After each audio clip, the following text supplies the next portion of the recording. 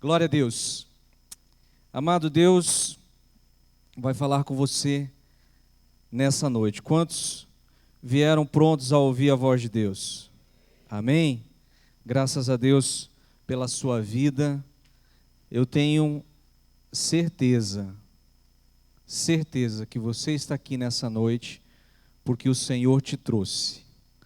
Até aquele que não sabe como veio parar aqui nessa noite, tenha certeza disso. Deus te trouxe neste lugar. Amém? E nós vamos ao momento da palavra, então eu quero pedir a sua total atenção. Se Deus vai falar contigo, Ele precisa dos teus sentidos, Ele precisa da sua disposição, Ele precisa da sua mente completamente aqui. Amém? Se a sua mente tentar viajar para essa semana, se a sua mente tentar viajar para resolver algum problema, fala para ela, não vai sair daqui, porque não vai resolver. Sua mente lá no futuro não vai resolver os seus problemas. Agora, você ouvindo a palavra de Deus, você se concentrando, se entregando à palavra de Deus, pode ter certeza que o próprio Deus vai começar a colocar as mãos em várias situações na sua vida. Amém? Glória a Deus. Abra sua Bíblia. Carta do apóstolo Paulo aos Coríntios, 2 Coríntios, capítulo 4.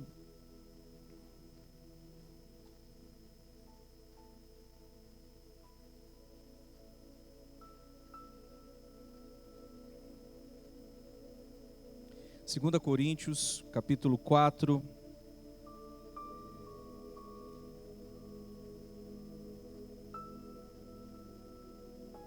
A partir do versículo 6, diz assim: Pois Deus, que disse, das trevas resplandeça a luz, Ele mesmo brilhou em nossos corações para a iluminação do conhecimento da glória de Deus na face de Cristo.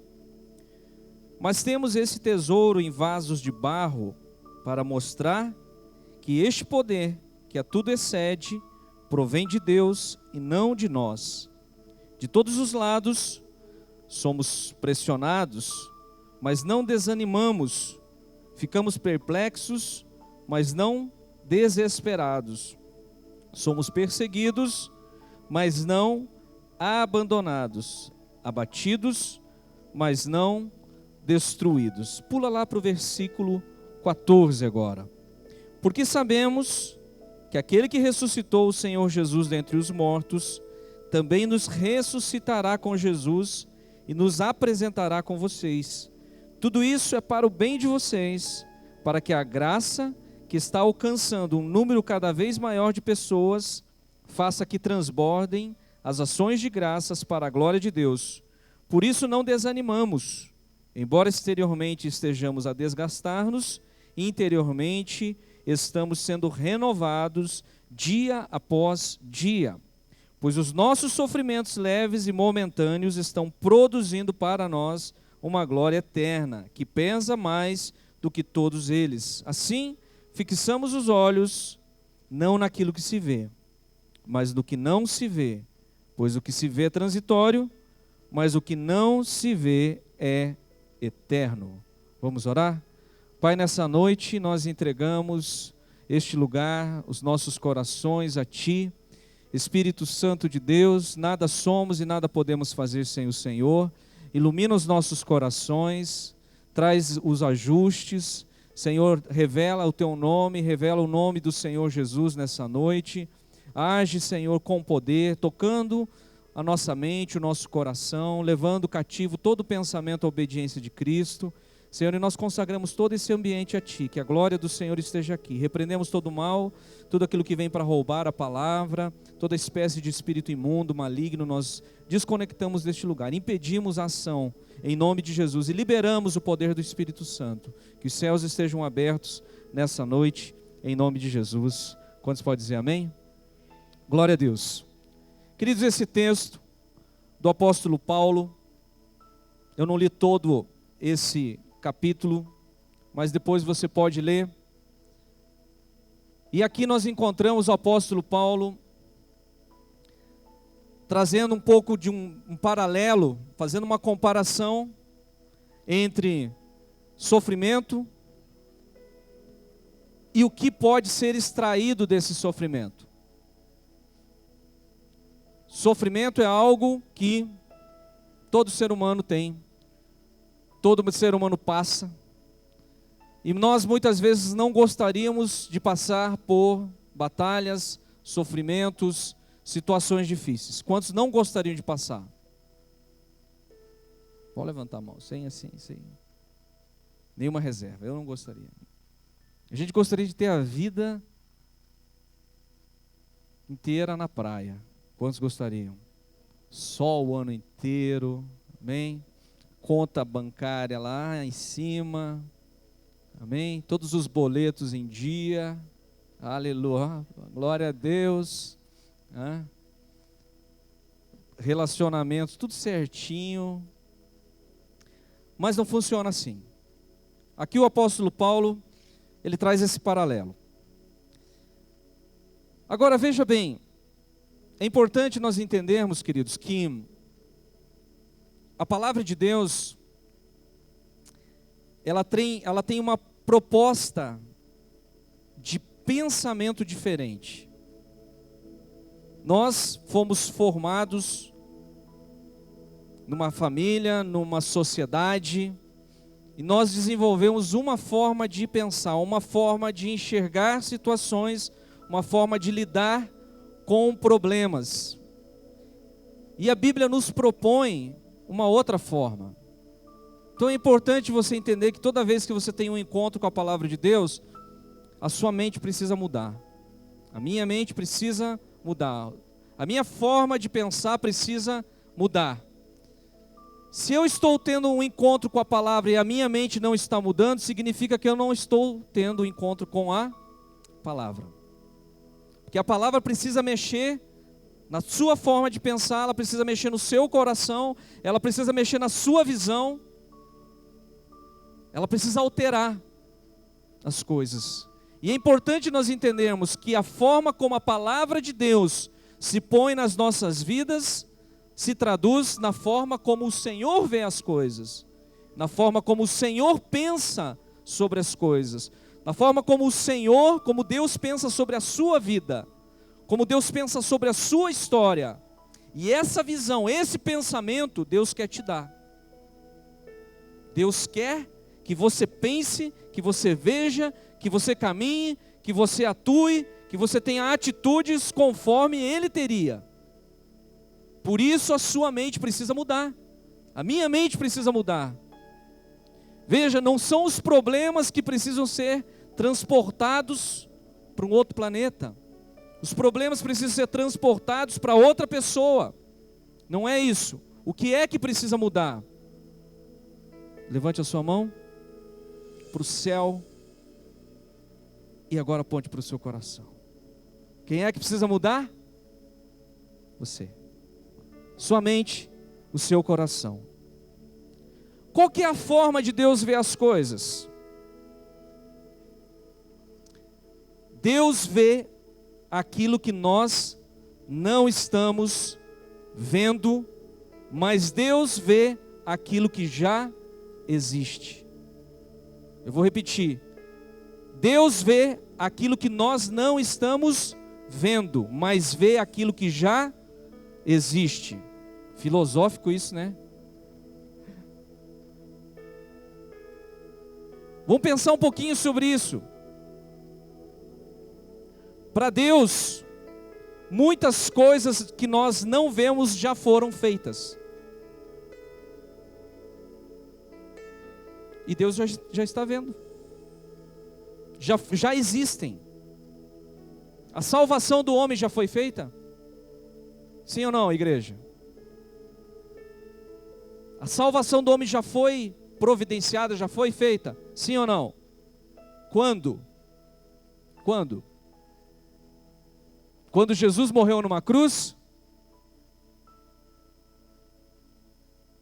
A salvação já foi feita antes da fundação do mundo. Ela já foi realizada, ela já foi providenciada. E ela foi manifestada na história há cerca de mais de 2000 anos atrás. Quantos entenderam? Mas a salvação já tinha sido feita. Então veja bem, Deus já olha a salvação para o homem. Quem é que não vê aquilo que Deus já fez? O próprio homem. E o homem caminha, veja bem, aí é que está a diferença. O homem caminha naquilo que ele de fato vê. Deus não caminha por aquilo que ele vê, mas Deus caminha por aquilo que ele já fez. Olha aqui para mim, queridos. Deus não caminha por aquilo que ele vê, mas por aquilo que ele já fez. Deus olha para as trevas e não considera as trevas. O que é que ele considera? A existência da luz. Então, quando Deus olha para as trevas, o que ele faz? Resplandeça a luz. Essa forma de ver, essa forma de agir de Deus, é isso que Deus quer que esteja na sua mente. Quando você olha, quando você consegue ver as coisas, tem muitas coisas que você não pode considerar. O que é que você precisa considerar? Muitas vezes aquilo que você não está vendo, mas você sabe que em Deus você já tem. Quando você olha talvez para a realidade tua ou de alguma pessoa, você pode até constatar trevas, perdição, mas o que é que você vai declarar sobre aquela vida? Diga comigo, haja luz, haja salvação. Eu passo a não considerar aquilo que eu estou vendo, eu passo a considerar aquilo que Deus considera, aquilo que Deus liberou. Em Gênesis, capítulo 1, diz que a terra era sem forma e vazia, e que existia o quê? Trevas sobre a face do abismo. E depois disso, o que aconteceu? Diz assim, e disse Deus. O que Deus disse? Haja luz. Deus considerou a terra sem forma e vazia? Não. Deus considerou as trevas sobre a face do abismo? Não. Deus considerou o caos? Não. Deus considerou as impossibilidades? Não. O que ele disse? Haja luz. Haja luz. Haja salvação. Haja organização. Que as coisas se ajustem. Que as coisas trabalhem de uma forma correta. E isso, veja, amados, nós podemos fazer para muitas coisas na nossa vida. Agora veja bem, voltando à questão do sofrimento. O que é que Deus considera ao nos ver? Deus considera aquilo que muitas vezes nós não percebemos. A gente fala até para Deus muitas vezes, Senhor, o Senhor não está vendo o quanto eu estou sofrendo? E tem gente que gosta de sofrer, não tem? Tem tanta gente que gosta de sofrer que às vezes fica cantando sofrência a semana inteira. Aí vem para a igreja que quer cantar música de vitória. Não pode, né, querido? Tem que começar a cantar música de vitória a semana inteira, amém? Mas o que é que Deus vê? Muitas vezes diante de uma pessoa que sofre. Ela olha, amados, o espírito do homem. Deus olha o espírito humano. O espírito humano é a parte do homem que se comunica com Deus. O espírito humano é a parte que tem, a parte dentro de você que tem comunhão com Deus. E esse espírito não deveria estar suscetível às situações da alma, não deveria estar aprisionado a pressões da alma, mas ele deveria estar completamente livre para ter comunhão com Deus. Quando nós vemos Jesus falando que o homem precisa negar a si mesmo, que o homem precisa para que ele tivesse vida, ele precisaria o quê? Antes de ter vida, ele precisaria fazer o quê? Morrer. Morrer para si. Do que ele estava falando? Existe uma área nas nossas vidas que nós devemos desconsiderar, queridos. E existe uma área nas nossas vidas que nós deveremos ressaltar. Entenda isso. Há algo dentro de você que pode ser impregnado da glória de Deus e que pode te levar a superar todas as tuas dificuldades. A questão toda é o seguinte: Deus quer nos levar a ver aquilo que nós estamos desconsiderando. E Deus quer fechar os nossos olhos para as coisas que muitas vezes estamos considerando e que estão gerando medo, insegurança, incredulidade nas nossas vidas. Nós temos a facilidade de olharmos para as coisas que nos põem medo, insegurança, incredulidade, incertezas. Lembra aquele texto que fala dos discípulos atravessando o mar da Galileia, Jesus dormindo? E o que aconteceu com aqueles discípulos? Veio uma tempestade, eles ficaram apavorados, eles ficaram com medo. Ficaram com medo por quê? Porque começaram a considerar o quê? Começaram a considerar a tempestade. Aquilo que eles estavam vendo. Aí foram acordar Jesus dormindo.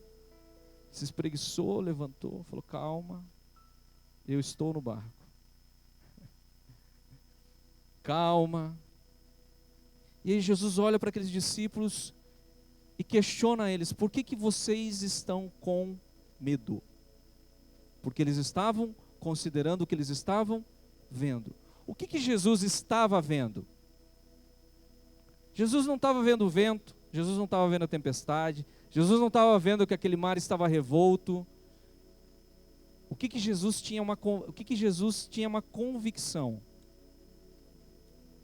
A convicção que ele tinha era: o poder de Deus que está sobre mim tem poder e autoridade sobre essa tempestade, e essa tempestade vai passar, isso vai sumir. Então veja, queridos, Deus quer nos levar a entender aquilo que Ele já nos deu, aquilo que Ele já colocou nos nossos corações, a valorizarmos aquilo, a palavra de Deus, aquilo que já foi liberado sobre as nossas vidas, e começarmos a caminhar sobre isso. Quando começamos a caminhar naquilo que nós não vemos, mas que sabemos que temos, nós chamamos a existência muitas coisas. Quantos entenderam? Aquilo que você não vê, que a palavra de Deus já liberou, não significa que ela não exista. Ela já existe, ela só está esperando você tomar posse dela. Mas quando é que você vai tomar posse dela? A partir do momento que você começar a considerar aquilo que Deus falou na sua vida. Eu não vivo mais por aquilo que eu sinto, eu não vivo mais pelos meus problemas, eu não vivo mais pelos meus sofrimentos, eu vivo por aquilo que a palavra de Deus disse, por aquilo que a palavra de Deus falou.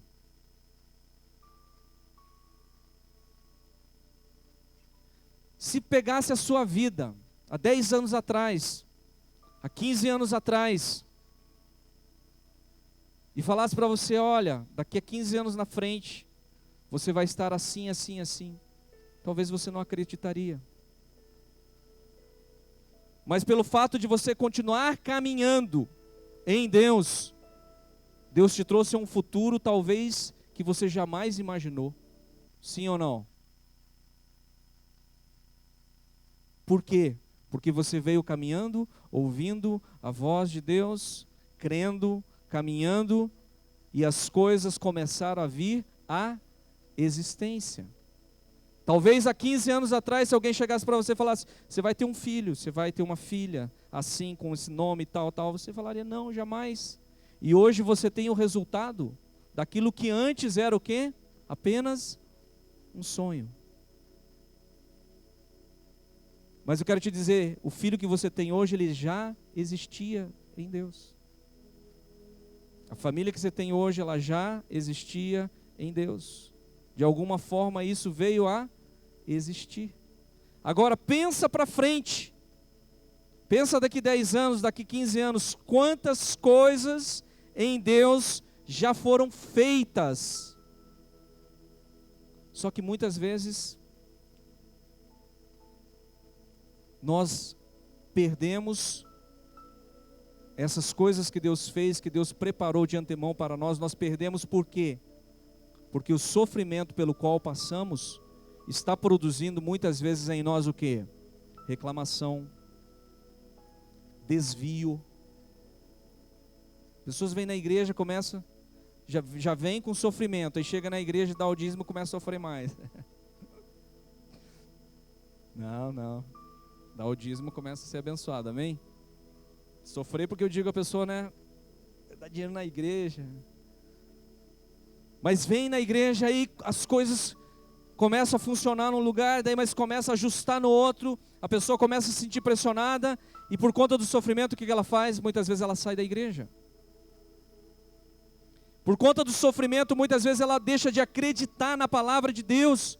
Esse Deus não existe, olha as coisas que estão acontecendo na minha vida. Por quê? Porque ela considera aquilo que ela está vendo, aquilo que ela está percebendo.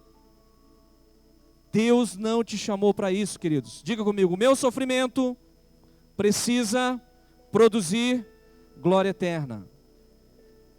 Glória eterna. O versículo 7 diz assim: mas temos esse tesouro em vasos de barro. Tesouro em vasos de barro. O vaso é frágil e ele é de barro. Está falando do quê? Está falando da sua natureza. Olha o contraste, está falando da sua natureza. É fraca, é frágil.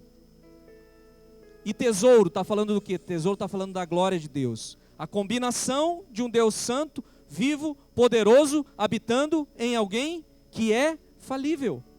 Como é que pode isso? Só pode porque Deus é poderoso, soberano.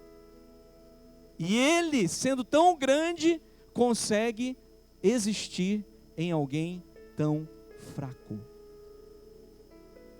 O que você deve desconsiderar? A tua fraqueza. E o que você deve considerar?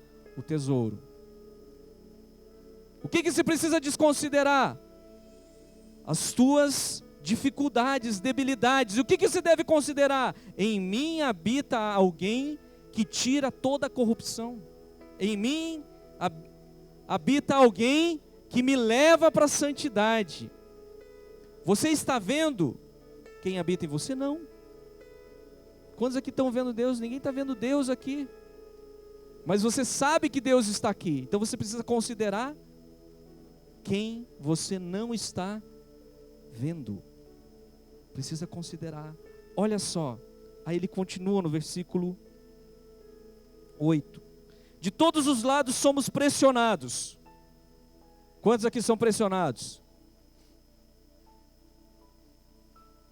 Ser pressionado é bom, querido. Mas aqui está falando o seguinte: o pressionado é a parte da fragilidade. Ai, está doendo. Ai, tanta pressão. É a parte da fragilidade. A parte da glória, a parte do Espírito, é isso aqui, ó. Mas não desanimamos. Tem um outro lado. Eu sou pressionado, eu sinto as pressões onde? Na minha carne, no dia a dia, nas dificuldades, eu sinto essa pressão. Quem é que não sente essa pressão? O teu espírito, aquilo que você não vê. O teu espírito, ele é o quê? Ele é animado. Quantos podem dizer glória a Deus? Eu quero que você olhe para o teu espírito, entenda isso, queridos. Todas as manhãs o teu espírito acorda, ele não dorme, mas ele acorda com esperança. A tua carne muitas vezes acorda como? Desanimada, desacreditada, mais um dia, mais uma semana, as mesmas coisas. O teu espírito acorda o quê? Animado. Quantos podem dizer amém? Ficamos perplexos, a carne, mas não desesperados. O teu espírito não se desespera. O teu espírito confia. Confia.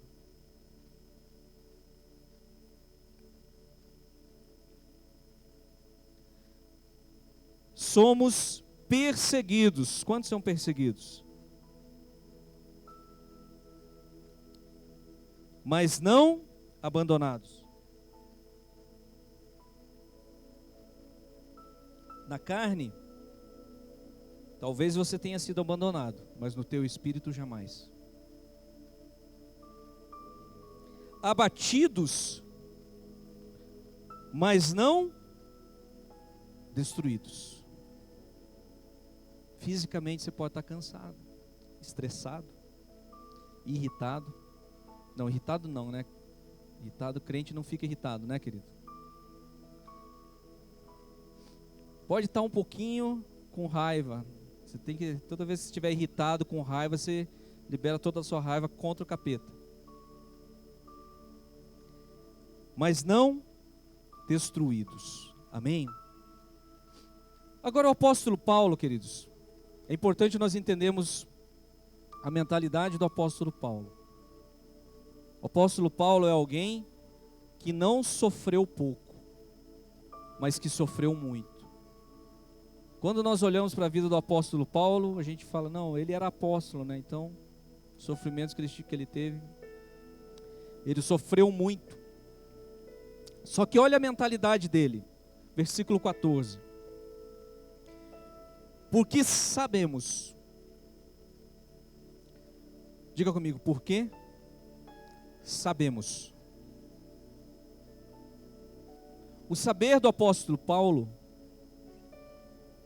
era um saber convicto, era um saber profundo, era um saber de experiência, era um saber de toque, de ouvir, de andar. Quantos aqui sabem que Deus é Deus? Você já andou com Deus? Você já foi tocado por Deus? Você já foi ministrado pelo Espírito Santo? Você já ouviu a voz de Deus? Se você não ouviu, eu quero te dizer que hoje você vai ouvir em nome de Jesus. Hoje você vai ouvir em nome de Jesus. Agora ele fala aqui, ele coloca aqui com uma convicção, porque sabemos que aquele que ressuscitou o Senhor Jesus dentre os mortos, também nos ressuscitará com Jesus e nos apresentará com vocês. Presta atenção, por que o apóstolo Paulo não tinha medo de morrer, queridos? Porque ele não estava olhando para aquilo que era decadente e poderia ser decadente no seu corpo, mas ele estava olhando para aquilo que Deus já tinha realizado através de Cristo Jesus. A morte não vai poder me deter. Eu não tenho medo da morte, porque ela jamais vai poder me parar. Por quê? Porque em Cristo Jesus eu ressuscitarei. Ele sabia e ele tinha uma convicção muito profunda, enraizada. No versículo 16, ele repete, por isso não desanimamos. Fala para o seu irmão, não desanima. Faz cara de animado, fala para ele. Faz cara de animado. Não desanima. O desanimado, ele tem um comportamento, um estilo de falar e um jeito de andar, já viu? Perca o jeito do desanimado, em nome de Jesus.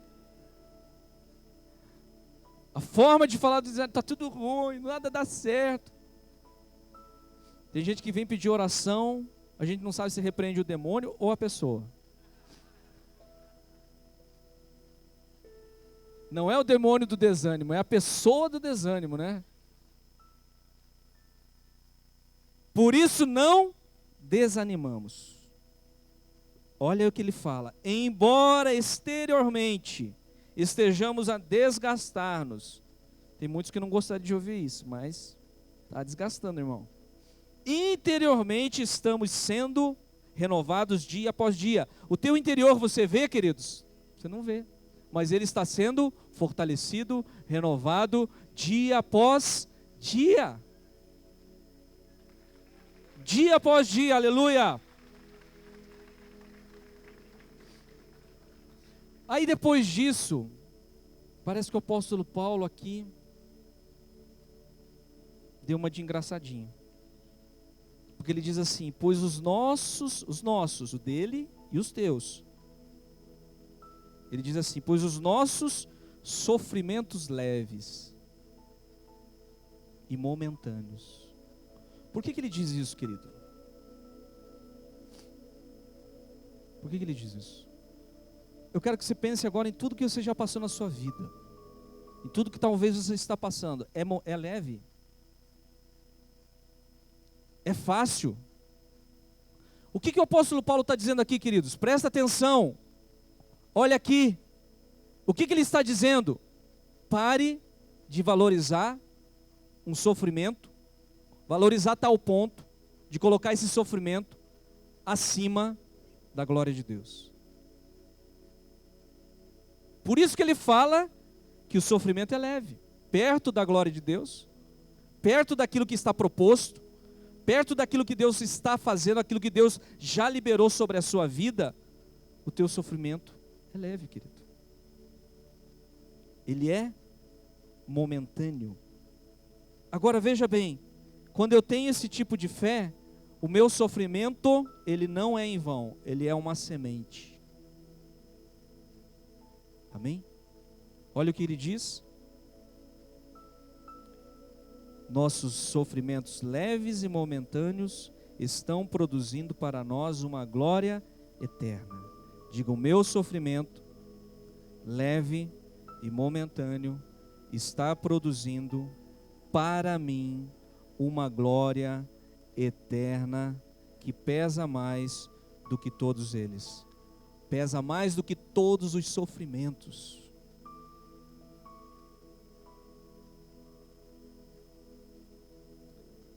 Para fechar, queridos, versículo 18 diz: assim, fixamos os olhos não naquilo que se vê, mas no que não se vê, pois o que se vê é transitório, mas o que não se vê é eterno.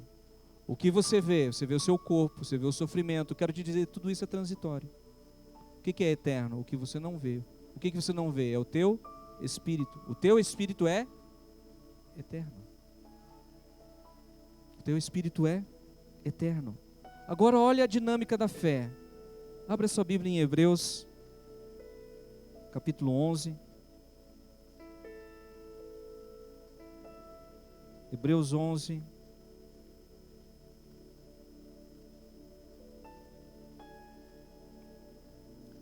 Diz assim, Hebreus 11, versículo 1. Ora, a fé é a certeza daquilo que esperamos, é a prova das coisas que não... Quantos estão aqui nessa noite? A fé, diga comigo, a fé é a certeza.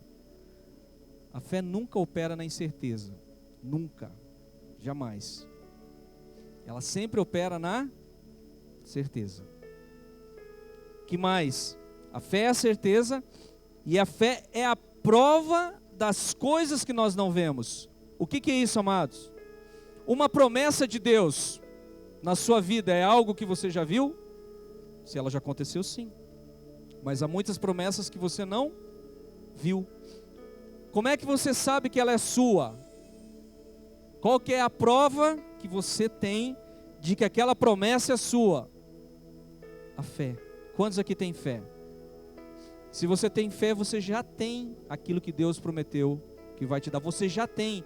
Ah, pastor, mas eu não estou vendo. É lógico, amados.